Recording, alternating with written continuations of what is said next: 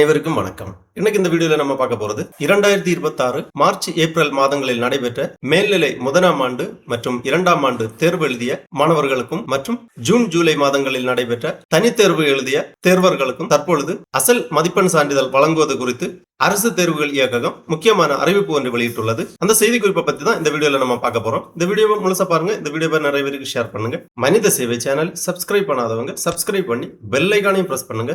2026 ஆண்டில் நடைபெற்ற மேல்நிலை முதலாம் ஆண்டு மற்றும் இரண்டாம் ஆண்டு தேர்வு எழுதிய மாணவர்களுக்கு அசல் மதிப்பெண் சான்றிதழ் மற்றும் மதிப்பெண் பட்டியல் வழங்குவது குறித்து அரசு தேர்வுகள் இயக்ககம் அறிவிப்பு ஒன்று வெளியிட்டுள்ளது. அரசு தேர்வுகள் இயக்ககம் சென்னை மேல்நிலை பொதுத் தேர்வு மார்ச் 2026 அசல் மதிப்பெண் சான்றிதழ் ஒரிஜினல் மார்க் சர்டிபிகேட் மற்றும் மதிப்பெண் பட்டியல் ஸ்டேட்மெண்ட் ஆஃப் மார்க் வழங்குதல் குறித்த செய்தி குறிப்பு. மார்ச் 2026 மேல்நிலை பொதுத் தேர்வு எழுதிய தேர்வர்களுக்கு, அதாவது மறுகூட்டல் மற்றும் மறுபதிப்பீடு முடிவுகள் உட்பட மேல்நிலை முதலாம் ஆண்டு மற்றும் இரண்டாம் ஆண்டு அசல் மதிப்பெண் சான்றிதழ்கள் மற்றும் மதிப்பெண் பட்டியல் 30/7/2026 அன்று முதல் வழங்கப்படும். பள்ளி மாணவர்கள் தாங்கள் பயின்ற பள்ளிகளிலும் தனித்தேர்வர்கள் தாங்கள் தேர்வு எழுதிய தேர்வு மையங்களிலும் அசல் மதிப்பெண் சான்றிதழ்களை பெற்றுக்கொள்ளலாம் மற்றும் அசல் மதிப்பெண் பட்டியலினையும் பெற்றுக்கொள்ளலாம். மேலும் விவரங்களை www.dge.tn.gov.in என்ற இணையதளத்தில் அறிந்து கொள்ளலாம். தனித்தேர்வர்கள் தேர்வுக்கு விண்ணப்பிக்கும் போது சமர்ப்பித்த 10ஆம் வகுப்பு அசல் மதிப்பெண் சான்றிதழ்களை இதுவரை அவர்கள் பெற்றுக்கொள்ளாமல் இருப்பின் அவரவர் தேர்வு எழுதிய தேர்வு மையத்திலேயே பெற்றுக்கொள்ளலாம் என தெரிவிக்கப்படுகிறது.